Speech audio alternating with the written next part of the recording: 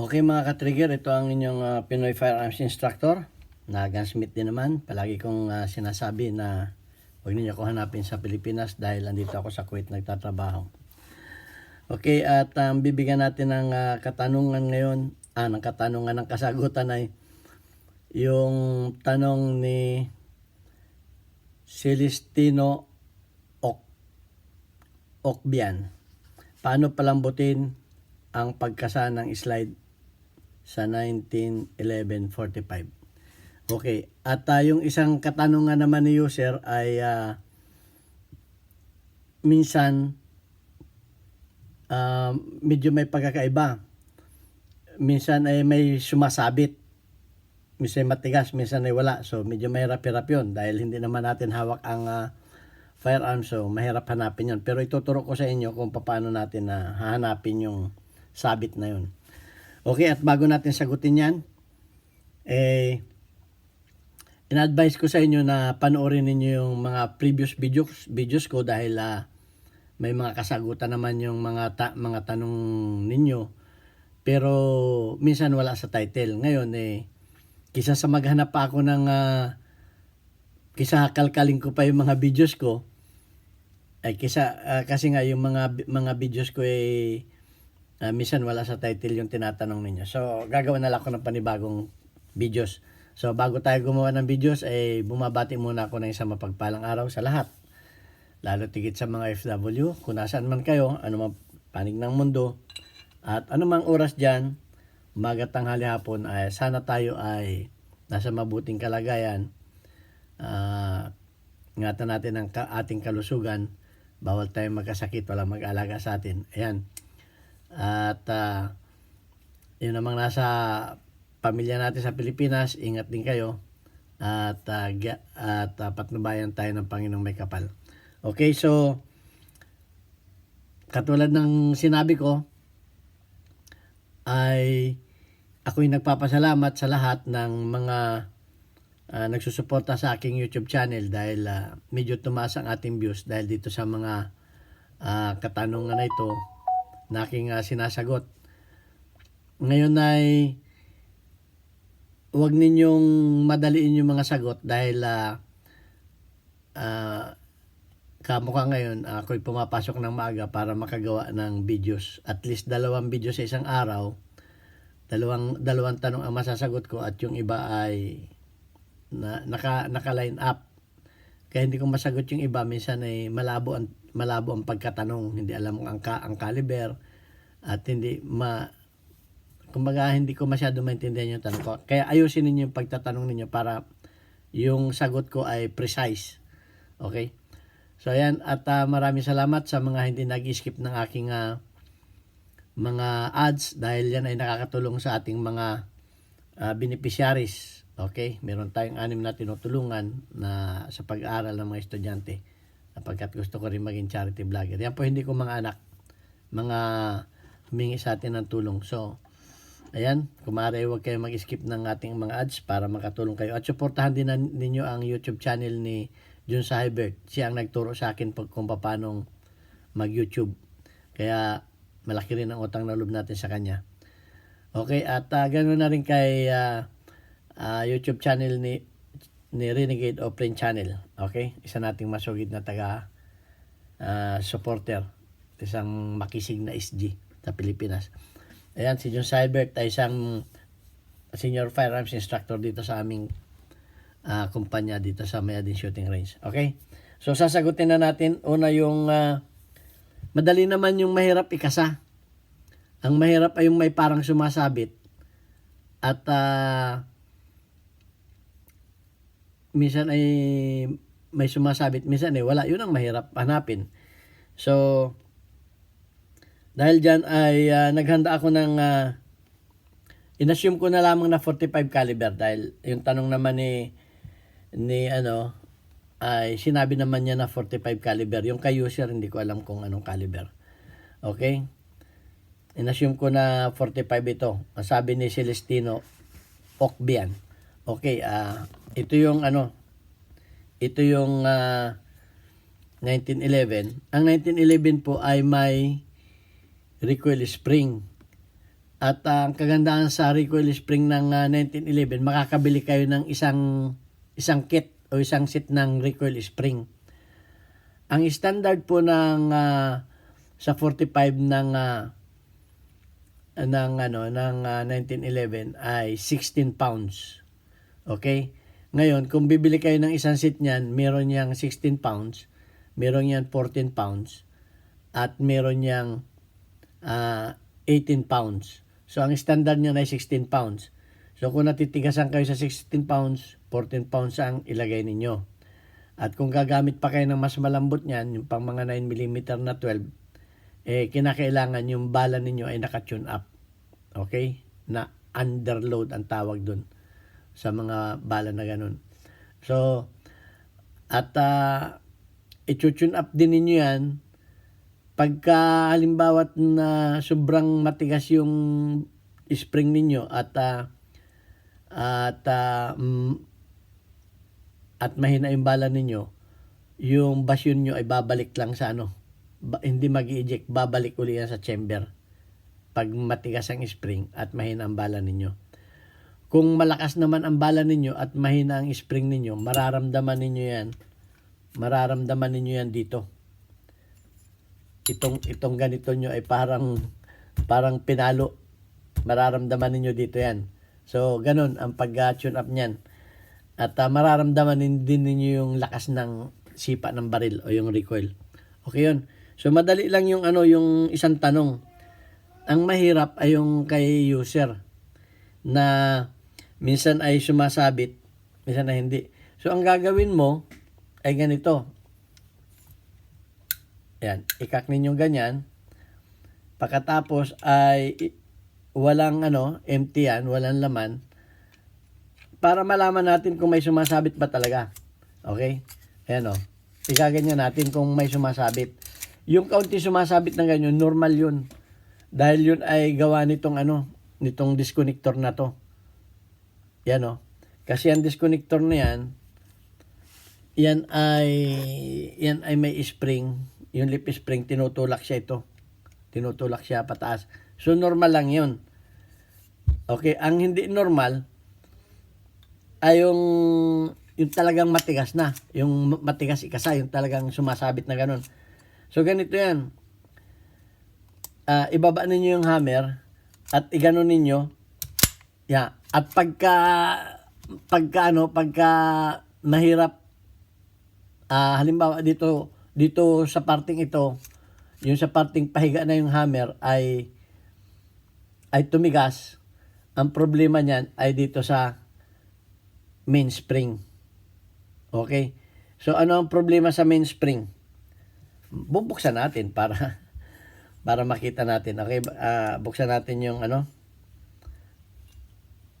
So, kuha tayo ng martilyo at bullet panzer. Okay?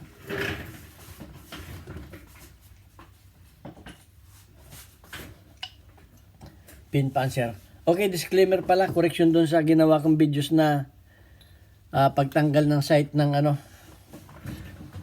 ng 1911. Tao lang tayo nagkakamali. Hindi po bibertil yun. Dovetail lang ibig kong sabihin doon. Wala tayong editor at wala tayong nag-edit ng videos, kaya ganun ang nasabi natin. Okay, so tatanggalin muna natin itong pakita ko na rin sa inyo pagtanggal.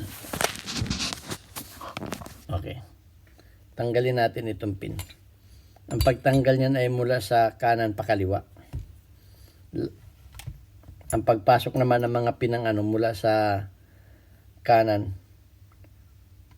pa kaliwa. Ang pagtanggal naman ay mula sa kanan pa kaliwa naman baliktad. Okay? Yan. So, tatanggalin natin itong Pag tinanggal natin ito, makikita natin itong na to. Kita ba niyo? Ilawan natin. Hindi naman kita. Yun. Makikita natin yung tinatamaan ng strand. Ha? Yung tinatamaan ng strand, tinatamaan ito. meron niyang tanggalin na rin natin itong para mas malinaw. Okay. So, tanggalin na rin natin ito. Ito, para hindi na tayo magtanggal. Itong na to, itong strand na to. Ito. Yan. Yan. Dapat yan ay nakashoot, nakasintro doon sa halo. Parang lusong kasi yun, no? Doon sa halo na yun. Doon sa halo. Ayan, Pag yan ay, kasi yan, ito, parang lusong at halo yan eh. Okay? Pag yan ay dito sa tabi. Pag yan ay dito sa tabi, yan ay titigas yan. Yan ay titigas. Okay? Titigas yan. Dahil, yung spring yan ay, itong spring niya ay susukod. Sukod na. Kumbaga, dik-dik na. Ganito ang mangyayari, Sa spring ko, tayo na malambot na spring. Ang mangyayari sa spring niya ay, mas malambot pa. Kasi pa ako'y nagtuturo, gusto ko may visual eh. Ito, ang mangyayari sa spring niya ay, sagad na. Sagad na. So, matigas na. Okay, sagad na yan, matigas na yung spring niya. Ganyan na siya. So, matigas na yan, hindi na yan nakalaro. Pag yan ay tumama dito. Pag yan ay tumama dito. Yung strand, itong strand na to, ito. Yan, ito. Kailangan yan ay nakashoot dun. Ngayon, bakit naman ay minsan ay minsan ay malambot, minsan ay matigas? Ay may problema ka dito. Ibig sabihin yan, yung strand mo hindi nakatutok doon sa gitna. Nakakawang yan, kumawang. So minsan yan ay gumaganon yan. Minsan pag tumapat dito, pag kinasa mo na tumapat dito, matigas. Ngayon, pagka na-shoot naman, okay naman, malambot. Ayun. Ganun na nangyayari dyan. So, maaring yung strand mo na to ay maigsi. Kaya naglalaro. Okay, hindi ko alam. Baka yan ay, ano ba yan? Hindi ko alam yung baril mo. Baka yan ay hindi original o bakit yan ay. Dapat yan ay nakaganon lang siya. Nakasakay siya doon. Okay? Nakasakay siya doon.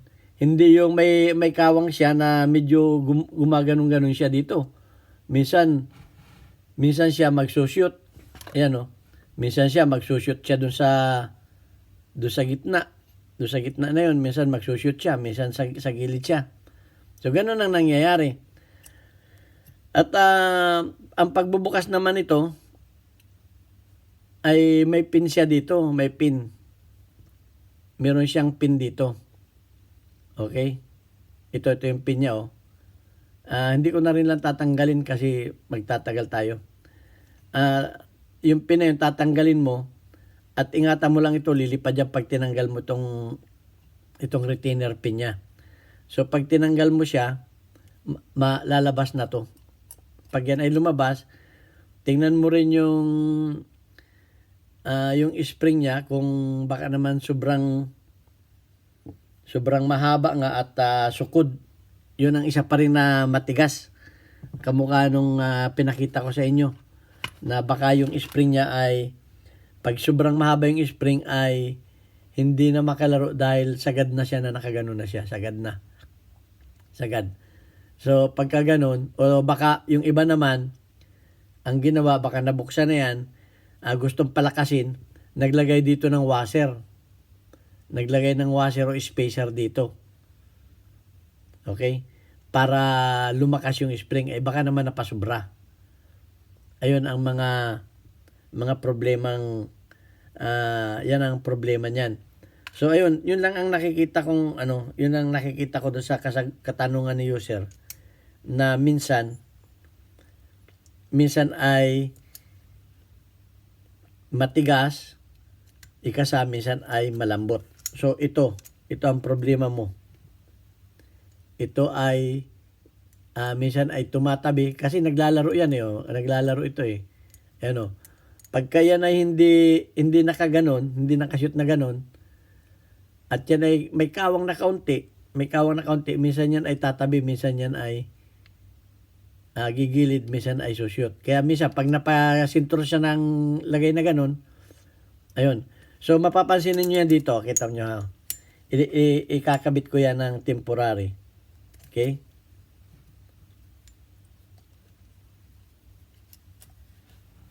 Tingnan natin.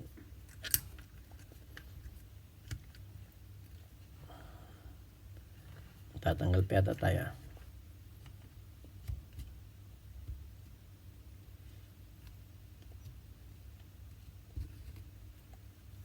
Yan o. Pagka yan ay hindi nakasintro, yan ay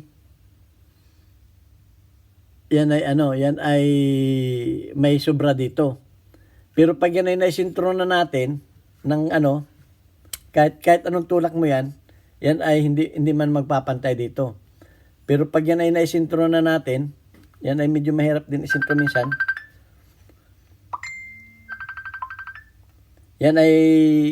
Pag yan ay sintro na natin, yan ay papantay dito. Okay? Pagka walang walang slide. Okay? So ayan, may tumatawag sa akin at hanggang dito na lamang. At sana nasagot ko yung katanungan ni user. Kung may follow-up na tanong pa kayo, itanong lang ninyo. Ito ang inyong Pinoy Firearms Instructor at ako ay nagpapasalamat sa inyo sa inyong panonood at hindi pag-skip ng aking ads. Hanggang sa muli natin mga videos. God bless us all. Thank you very much.